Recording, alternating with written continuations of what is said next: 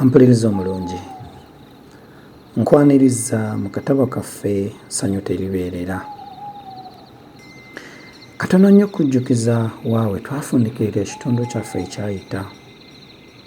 Bubebbere yali amaze okubeera ng'azingibwako abasajja abaseeseebi, era olutalo olwanyinyitira ekiro ekyo kitange yalugulamu obulamu.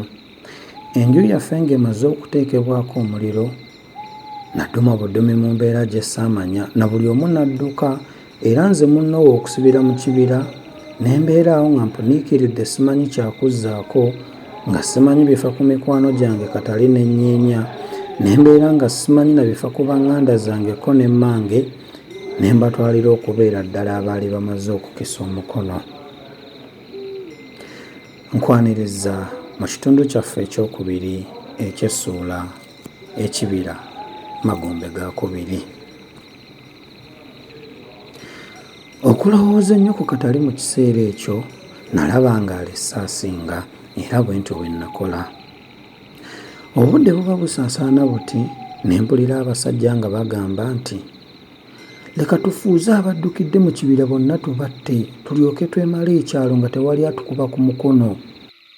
Ebyo bwe nabiwulira entuyo ne zinzijja ku makyoko n'enjoka mu lubuto ne zinzitokkoka. Ekyandagira okudduka saakimanya, wabula nalabiraawo nga mpadde bupaazi okulaga munda mu kibira. Ekitundu ekyasooka naddukira ddala nnyo kubanga ebifo ebimu nali mbimanyi, anti oluusi twabiyitangamu ne munnange Katali nga twenoonyeza ebyokulya. Naye bwe neeyongera ennyo munda obulwa ne bukula. Buli we nazzanga omutwe nga kawula atimbaganye, naye munnange asiika obulamu tassa mukono. Nagendanga ne neeweta, olwo mu kugonda nga nkirako olusansa era ne muyitamu. Kyokka mba nkyali mu kitundu ky'akawule kino ne ŋŋenda nzijirwa entiisa etagambika. Natuuka mu kafo akamu mwe nali siyinza kweweta bwewesi kyokka ne mpitawo. Bwe ntyo kyenava nsala ga kukuba lubuto ku ttaka kwewalula okusobola okuyitawo. Mba ndi ddala wansi w'akawule omukulu era atimbaganye gye nakuba amaaso nga ku muganda w'omusota ono andi mu maaso. Gwali guzinze amakata era nga gufaananira ddala amakoola we gwali gwezinze. Neesisiwala nnyo ne ntya era n'omubiri ne gufaanana ng'ogutaali gwange. Obulamu buno! Nawonera watono ddala okufa, era namuwanika eyawanika eggulu n'atalissaamu mpagi mutendereza yanzijukira. Okuva lwe nalaba omusota saddayo kumagalikwa, wabula okutunuulira gwo gwokka okulaba kye gwali gugenda okukola. Eky'ekitalo natunuuliranga ekyezinze kazza omutwe gwagwo gundi kumpi ddala n'oluba ku ludda olwa ddyo. Gwagenda ne guyisa ekitundu ky'ekifuba mu bisasiro ne gulyoka guggyayo omutwe. Ndowooza gwo bwe gwandaba ne gutandika okusoobolola mpola omutwe okuguzza eri amakata. Guba gwesoobolola ne nguwulira nga gukwakwaya ku bisaaniiko. Bwe nakyuka nga kwendaba, wano buli awaali akatuli ku mubiri gwange ne wasomba amazzi. Entuyo ne zimbuna ng'eyali ayiiriddwa amazzi. Nagenda okulaba nga gutandise okuzingulula amakata okutuusa lwe gwavaawo ne gulinnya omuti ne zitwala olubaya. Ye nno wansi awo navaawo amangu. Mbeera nalowoozanga nti omusota bwe gundaba nga ngolokose gujja kugamba nti nteekateeka lutalo. Kyenava mbeera wansi okumala akaseera nga nninga afudde. Oluvannyuma kwe kwekulula empola ennyo okuttukiza olugendo lwange. Awatali kulimba, omusota gwammalamu amaanyi, newankubadde nga nali ntuuse mu kitundu ekirungirungi ekitangaavu, nali sikyalina gagenda. Okutya kwe nalina mu kiseera ekyo nga tekugambika, anti buli we nalinnyanga nga ndowooza nti omuganda waali. Bwe neeyongerayokko katono mu maaso, ne ngwa ku kikuukuulu ky'ebitungulu okwali amatungulu ag'ekitalo obungi ate ng'agasinga mabuulukufu. Wano saavaawo, natuula butuuzi nga ndya matungulu.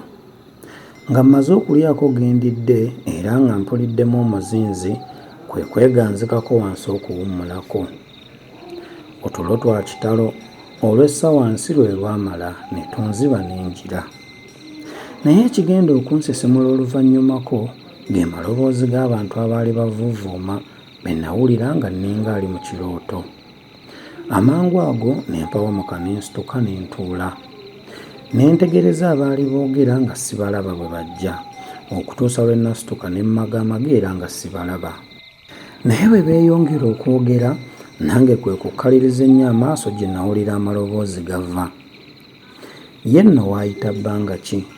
Nagenda okuwulira nga bajja bafaakuuza nga badde eno gye nnali. Wano we nagambira mu mutima gwange nti entuuko zange zaali zituuse, saali wa kuwona. Bwe nateebereza okudduka nga kirabika ng'eyali yeewaddeyo nzekka mu mikono gy'abatemu nga tebannandaba. Nange kwe kuyimirira awo ng'ekikongo okulaba obanga abantu be nalowooza nti baali bawondera nze kye baali bagenda okukola. Naye nabo bwe baatuuka mu kifo mwennyini mwe nasinziira okukyama mu kitungulu ne bayimirira. Mba nkyabatunuulira enkaliriza mbekkaanye, nagenda okuwulira nga Nnyeenye agamba Katali nti, "Munnange nga nkooye nnyo, singa tulabye awalungi ne tutuula ne tuwummulako." Ko Katali nti, "Kyo kya mazima okukoowa kwo kwa nsonga, era nze nkwewuunyizza nnyo okulaba ng'osobola okutambula bw'oti. Nange nno munnange nkooye, era n'ekindi mu lubuto kitokota si kisaanikire." Ko omuwala nti, "Kale tweyongereko katono mu maaso tuwummule. Bw'eneebaayo abajja batuwondera banaatusanga awo ne batta. Y'obulamu kye ki? Kaakati munaku aliwa?" Bano okwogera bino byonna nga nninga ali mu kirooto. Naye newankubadde nga baali bankubye amabega, okuva ku maloboozi ne bye baayogera nali sikyaboosabuusa n'akatono. Amangu ago kwe kuguma n'ennyanjuluza omumwa gwange okwogera oluvannyuma lw'ebbanga eddene. Ne mpita omuwala nti, "Nyeenya." Kino nakikoza kwagala n'obuzira era n'essanyu, naye ate bo bannange ne kibaleeta okutya okw'ekitalo. Nyeenya yamaguka n'agwira Katali n'amwerippa mu kifuba nga bw'amugamba nti, "Maama nnyabo, ffe tufudde tunaddawo abaana b'abafu." Katali n'amusiisiitira nnyo era nga bw'amugamba nti, "Nyeenya, ku lw'obulamu buno obwange nkwegayiridde toleekaana sirika era guma makazi."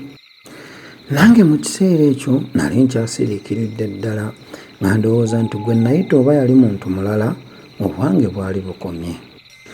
Naye Katali bwe yakyusa ati amaaso okutunula awaava eddoboozi eryayita Nyeenya, amaaso gaffe ne gasisinkana.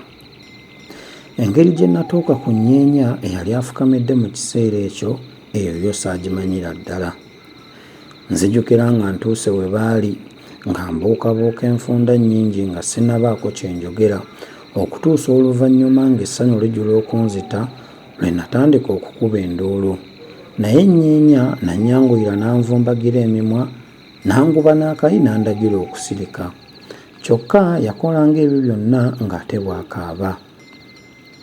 Ffenna bwe twakkalira wansi ne wabulawo ayogera ekigambo kyonna okumala akaseera, wabula okutunuuligana mpozzi n'okulaba amaziga ga Nyeenya agajjiranga okumuukumu. Oluvannyuma Nyeenya kwe kumbuuza engeri gye natuuka awo we twali. Naye okumuddamu namugamba bugambi nti, "Kizibu okukunnyonnyola." Kwe kubajjaawo ne mbatwala we nasula, nga nno Nyeenya nkutte ku mukono era nga bwansangulizaako n'amaziga ge. Ne balya ku matungulu era awo we twasula. Ompuliriza omulungi, bwe tutyo ne tubeera nga tufundikidde essula yaffe ey'okusatu. Nzikiriza tujja kusimbulizaawo mu ssuula ey'okuna, tumanyi biki ebyaddirira. Akuume atakumira mpeera.